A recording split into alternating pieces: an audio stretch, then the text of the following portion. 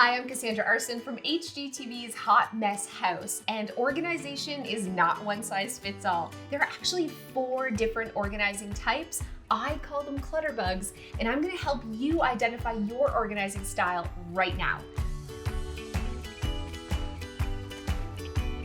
The first is a B, and you know you're a B if you're a visual person. You want to have your everyday things out where you can see them, but you also want to put them away right, in a really detailed way, so you tend to pile your things until you can put them away properly later.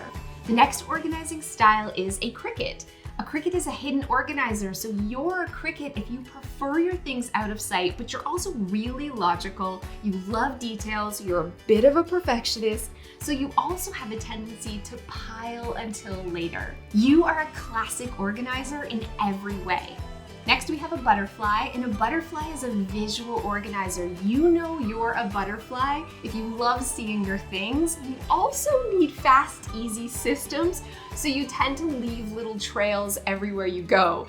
You're a butterfly if you're putting your things on top of the dresser instead of inside. You tend to leave your things out wherever you've used them last. Next, we have a ladybug, and you know you're a ladybug if you're a hidden organizer. You prefer to have everything behind closed doors, but you need fast and easy, which means you tend to shove and hide in all of your hidden areas. For you, it's all about speed. So you're kind of have some hidden clutter behind closed doors. If something's hard to put away properly, you probably won't. I'm a ladybug. What kind of organizer are you?